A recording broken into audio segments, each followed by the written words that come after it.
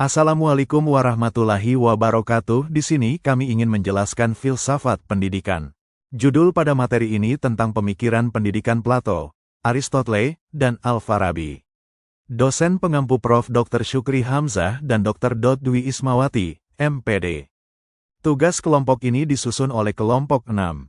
Sebelum masuk ke materinya, perkenalkan, nama kami Alan Septa Ramadhanu Erdelian Prasetyo dan Gandhi Pratama Cahyadi. Pada materi pertama kita akan membahas tentang pemikiran pendidikan Plato. Pendidikan sebagai jalan menuju kebenaran.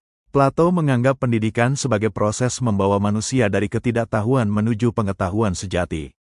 Menurutnya, dunia nyata hanyalah bayangan, sedangkan kebenaran ada di dunia ide. Oleh karena itu, pendidikan harus mengarahkan manusia untuk memahami hakikat kebenaran, bukan sekadar hafalan atau pengalaman fisik. Tujuan, membentuk filosof pemimpin. Plato percaya hanya mereka yang terdidik secara sempurna, melalui filsafat, logika, dan pemikiran mendalam, yang layak memimpin negara. Pendidikan bertujuan melahirkan pemimpin yang bijaksana, bebas dari kepentingan pribadi, dan mampu mengatur negara secara adil. Selanjutnya, jiwa manusia memiliki 3 bagian. Plato menjelaskan bahwa jiwa terdiri dari rasio, pikir, harus menjadi pengendali, semangat, keberanian memotivasi tindakan benar, keinginan harus dikendalikan. Pendidikan bertugas menata dan menyeimbangkan ketiganya agar seseorang bertindak bijaksana. Negara wajib mengatur pendidikan. Menurut Plato, keluarga tidak cukup netral untuk mendidik. Negara harus membuat sistem pendidikan seragam, memilih bakat anak, dan menempatkan mereka pada peran sesuai kemampuan. Sistem pendidikan bertahap. Plato membuat sistem pendidikan yang panjang. Anak kecil bermain sambil belajar moral. Remaja musik, matematika, latihan fisik. Dewasa muda logika, matematika lanjutan. Usia 30 ke atas, filsafat dan dialektika. Usia 35-50, memimpin negara sebagai latihan. Yang kedua ada pemikiran pendidikan Aristoteles, pendidikan untuk mencapai eudaimonia. Aristoteles melihat pendidikan bukan sekadar proses transfer ilmu, tetapi proses membentuk manusia agar mencapai eudaimonia, yaitu kebahagiaan tertinggi yang bersifat lengkap dan sempurna. Menurutnya, manusia hanya bisa mencapai kehidupan terbaik apabila mampu menggunakan akal secara optimal, bertindak dengan moral yang baik, dan menjalani kebiasaan yang benar.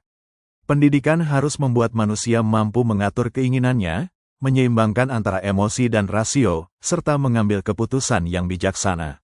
Tanpa pendidikan yang membangun akal dan moral, manusia sulit mencapai kebahagiaan sejati karena akan dikuasai nafsu atau ketidaktahuan. Pembentukan karakter melalui kebiasaan. Aristoteles menolak gagasan bahwa karakter dapat dibentuk hanya dengan memberi pengetahuan. Ia menekankan bahwa kebajikan moral tumbuh melalui tindakan yang diulang terus-menerus hingga menjadi kebiasaan. Proses ini disebut habitual virtue.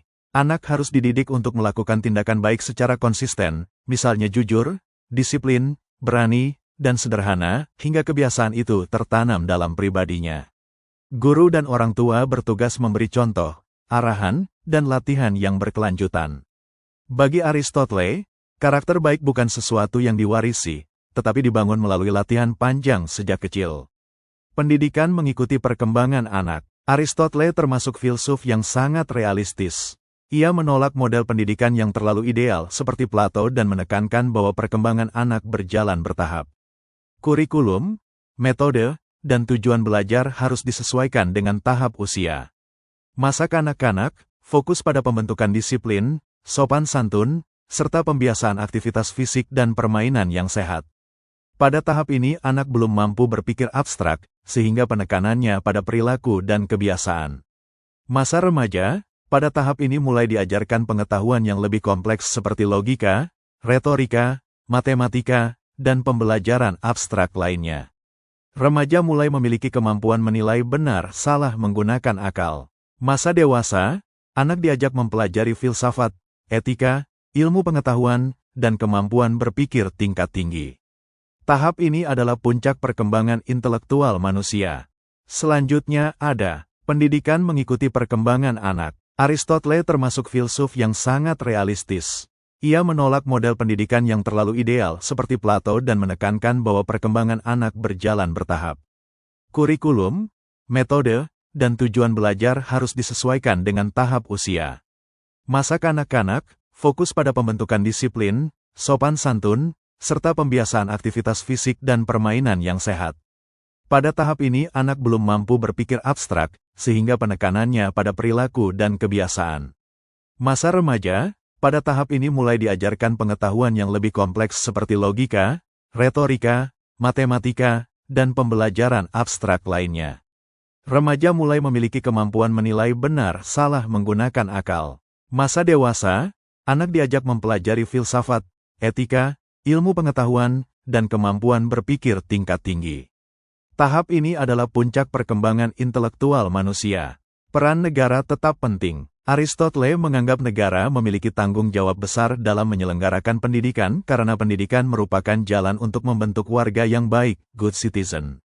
Negara harus menetapkan aturan, standar kurikulum, dan pembiasaan moral agar masyarakatnya tidak jatuh pada kebodohan dan perilaku buruk. Namun berbeda dari Plato yang menginginkan kontrol negara yang sangat ketat, Aristoteles lebih moderat, negara mengatur pendidikan secara umum, tetapi keluarga tetap memegang peran penting dalam kehidupan moral anak. Pendidikan adalah kolaborasi antara negara, keluarga, dan masyarakat. Kurikulum komprehensif. Aristoteles menyusun kurikulum yang mencakup pengembangan intelektual, moral, emosional, dan fisik. Kurikulum ideal menurutnya meliputi membaca, menulis, dan matematika untuk melatih kemampuan dasar intelektual. Musik, karena diyakini dapat menyeimbangkan emosi, menciptakan keharmonisan jiwa, dan mengembangkan rasa keindahan. Pendidikan fisik untuk melatih tubuh agar kuat, sehat, dan disiplin. Pendidikan fisik juga penting agar anak tidak hanya cerdas, tetapi juga memiliki karakter kuat. Filsafat dan ilmu pengetahuan bagi usia dewasa untuk membuka kemampuan berpikir tinggi dan pemahaman tentang hakikat kehidupan. Yang ketiga ada pemikiran pendidikan Al-Farabi. Pendidikan menuju kesempurnaan akal dan moral. Al-Farabi memadukan pemikiran filsafat Yunani, terutama Plato dan Aristoteles, dengan nilai-nilai Islam. Tujuan pendidikan menurutnya adalah mencapai kamal, yaitu kesempurnaan akal dan moral.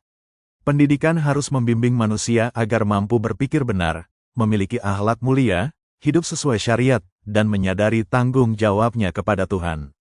Pendidikan tidak hanya mencerdaskan pikiran, tetapi juga mensucikan jiwa dan memperbaiki perilaku.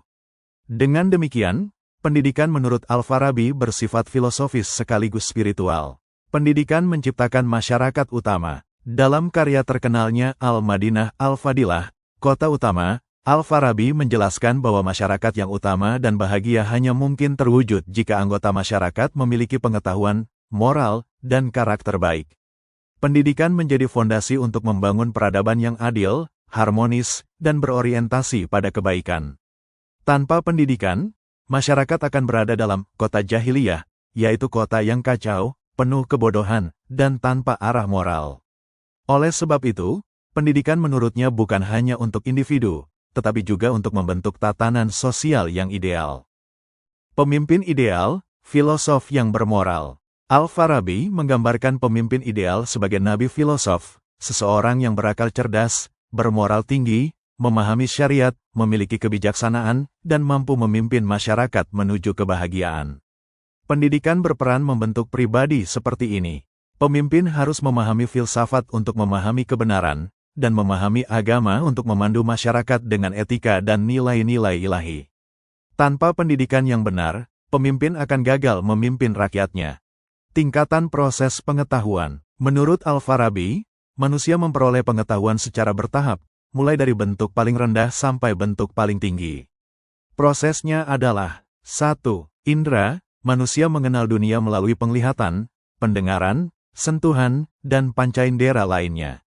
2. Imajinasi, manusia mengolah pengalaman indrawi menjadi gambaran mental.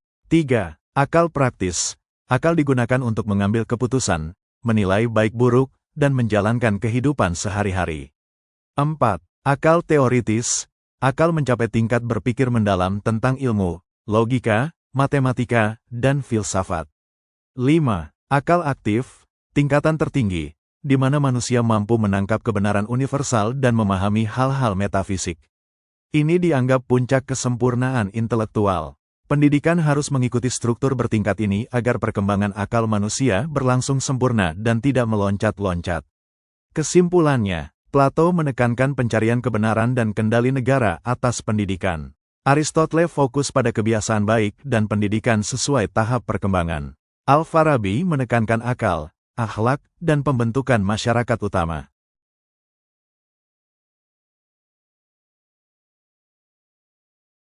Terima kasih sudah mendengar penjelasan dari kelompok kami. Kami akhiri waalaikumsalam warahmatullahi wabarakatuh.